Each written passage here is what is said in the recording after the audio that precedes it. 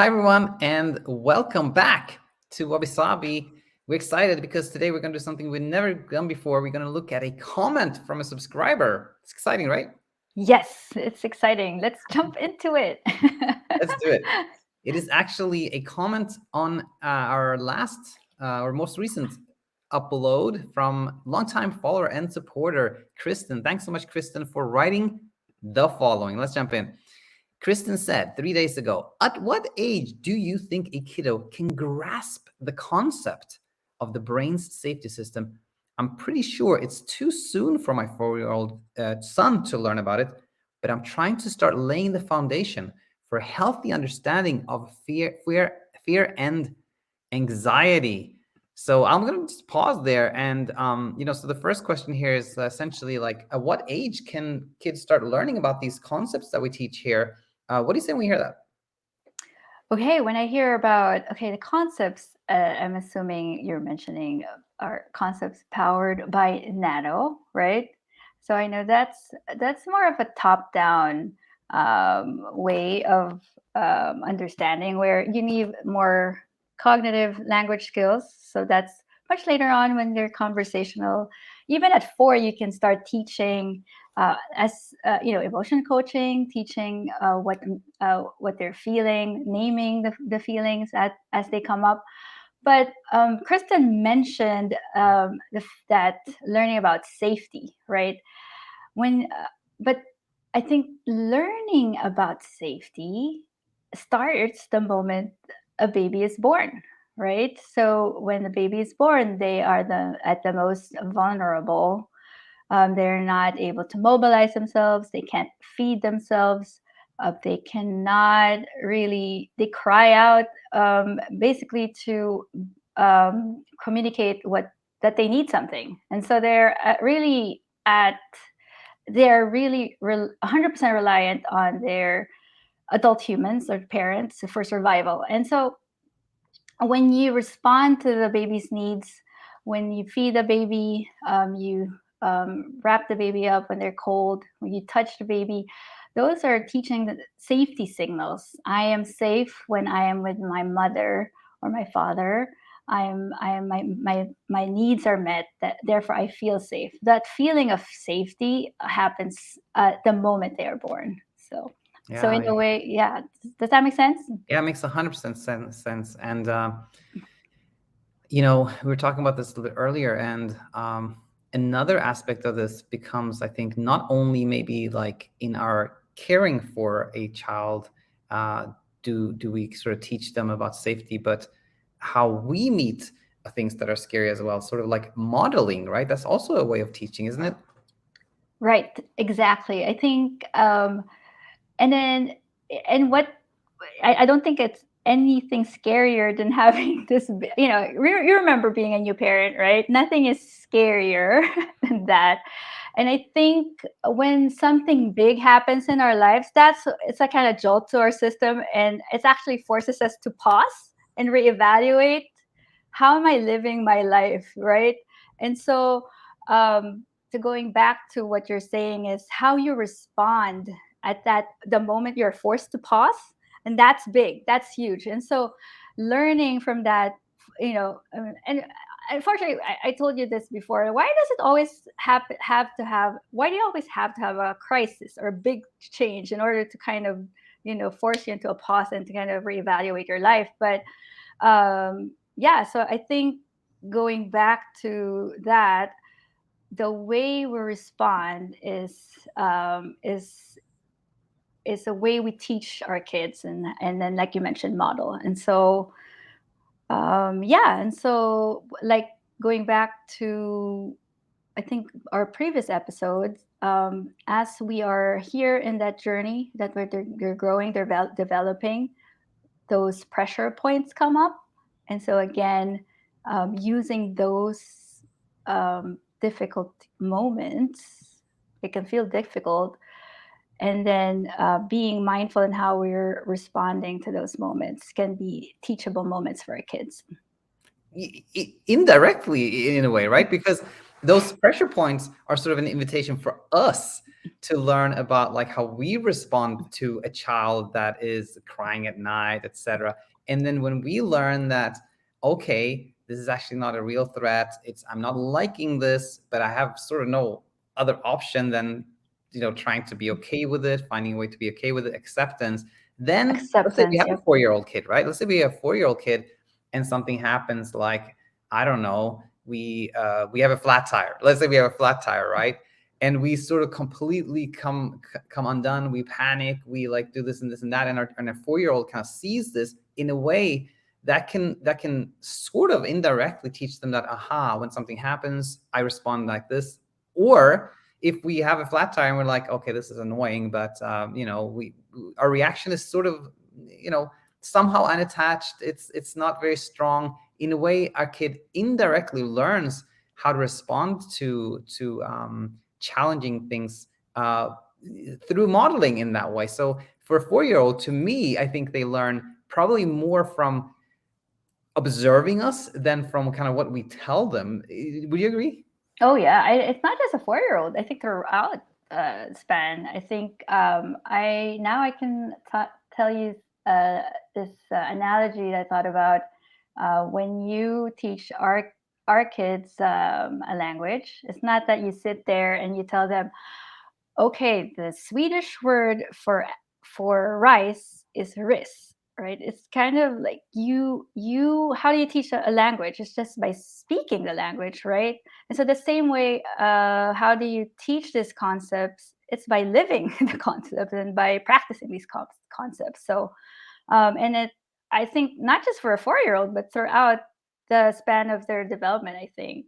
And again, these pressure points will happen throughout life as they are growing up, and so you'll have many opportunities to learn and practice these. That is true.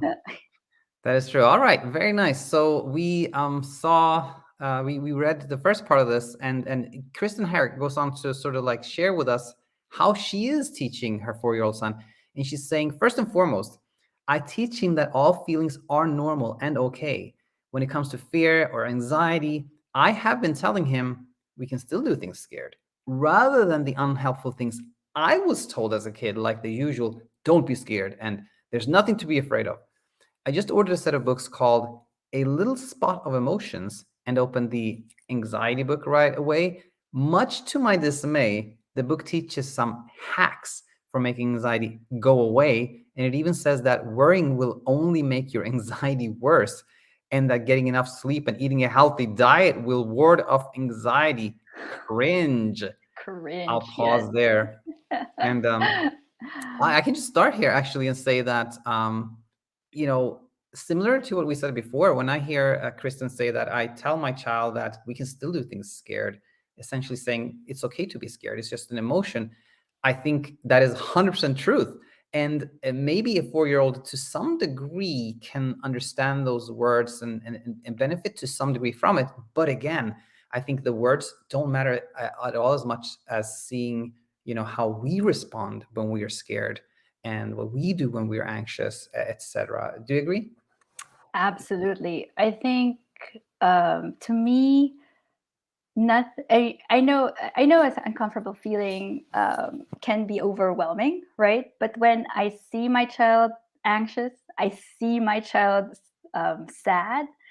Um, I almost want to just kind of sweep in and just make it all go away, right? Because I can't handle it, right? And so, and then when you do that, or when you respond that way, then you are indirectly teaching them, oh, it's not okay to be sad. It's not okay to be scared. And so, as you mentioned, you don't even have to say anything. You have to just stay there, sit with them in the discomfort. And that's how you teach them it's okay to be sad, right? Now, I can my kid, my Sam, or 10-year-old is old enough where when he's sad, I just let him be sad. I don't even say anything. I don't even ask why are you sad. I just that the message is, again, like Kristen mentioned, it's okay to have these feelings, and yeah, I think one to highlight is that teaching them that it's okay to have these uncomfortable feelings. And I agree. I had that such visceral reaction to um, it starts so early, right? And it pops up everywhere. That conditioning that we have to do everything perfect, right? As parents, isn't that where, oh, they have to be eating organic food, uh, and what else? Sleep certain number of hours, and the list goes on and on. And I think if you go back 100 years, I or even the way we would parent it, I don't think our parents paused and thought about how we should parent. I think with growth of, I think with the way psychology has evolved, the way we understand brain development, people have figured out, oh, the parents are at the forefront of these things. The parents, they're very important in the way the brain, these baby brains develop, right? And so in a way, now as parents, we get instructions on how to parent from everywhere. And so that, I think, adds to the fear that we may not be doing it perfectly, or that we are not doing enough, right, for our children. And so um I know I went on a ramble there, No, no. I think but honestly, yeah, no, going it's back. so interesting because on one hand, no, you say that. Okay, one part of my brain goes like, well, in a way, they're right. Like you have a lot of opportunity if you could teach all parents something helpful. Then that could be really, really helpful because then they could pass that on to the children. Unfortunately, what these parents are taught are basically like the same old like it's not good to be anxious. You have to stop being anxious. Do this and this hack, this trick, and so on one hand, like educating parents, I think is a huge opportunity. Unfortunately, like it's not the The education right, that needs yeah, to piece that is being presented to them, right? right. And so I want to highlight the missing link, right? Because they're given a laundry list of how to, without that clarity or of awareness, right, of how what it means, or how your thoughts and emotions affect your child's thoughts in your child's thoughts and emotions. And so yeah, just a plug for that episode if Our you haven't. episode on Yeah. the missing link, yeah. All right. And so yeah, I think Kristen brought up a good points where I think it was good. I think she has enough clarity where she could see, oh, they're trying to make me control things where there's really no control, right? I find it, there's I think, a level of relief when, in a way, when you tell yourself um, that the level of control we have is very minimal, or actually when you probably say zero control over things. Isn't that how does that make you feel? Yeah, I think More relief, right? yeah, I feel relieved when I hear that. Yeah. Right, exactly. And so when you then have that thought that, oh, I have very little control of the outcome, right? Whatever outcome, and then again, it's usually, if it's a parenting thing, it's usually outcome of your child, right? Because you have aspirations and dreams for your child. So if that thought brings you relief, then what's left to do is really to just be there, right? Be there for your children. So I know it's just kind of seems very simple, yet very hard to do sometimes. But Yeah, this is the yeah, paradox. that's a Classical paradox. paradox. Yeah, All right, let's read yeah. the last part of this comment where Kristen says, I suppose what I'm asking is there a kid version of the NATO book? And or will you write one for me? Thanks. Or we can write one together. LOL, for real though. For real. And when I read that, I All was like, right. yeah, actually, like That's I nice. mean, Kristen has so much insight, and it Yes, would be so much amazing to do insight. some kind I of can collaboration. tell she's watched a lot of your videos. And Yeah, by the way, I liked her episode with you as well. I watched that. Yeah, it's yeah, that episode is incredible. incredible. Yeah. Kristen, if you hear this, like, I hope you check the comments every now and then because, like, literally, I think yesterday somebody said like, they said something like, I want to hug this woman right now, because something like that was. All right. Yeah, that Um, was a very good one. Yeah. but we're actually we are almost done with our book, which is gonna, I think it's gonna be called Wabi Sabi Baby. Wabi Sabi Baby, or you mentioned it's actually all on the parent. So maybe it's Wabi Sabi Parent. We don't know. I know, but it doesn't. I know it doesn't. Maybe, but baby is used for all kinds of things, like, So I don't know, because Wabi Sabi Parent, it's like so hard. It doesn't have the same nice ring to it. I But know, I know. All right. And then we'll see. so our next episode, okay, I hope just mining Kristen's comments, I hope we've kind of brought some insight today. But moving to our next episode, we want to kind of share why we call our philosophy in terms of Natto for parents is Wabi Sabi. supporting parents would be Yeah. Wabi Sabi, and so we're gonna talk about that next episode, right? Yeah, Wabi Sabi. It's gonna be a nice one. It's a beautiful thing. Yeah, that's it. Want to thanks so much, Kristen. Thanks everyone for tuning in, and hope to see you next time. All right. Bye-bye. Bye.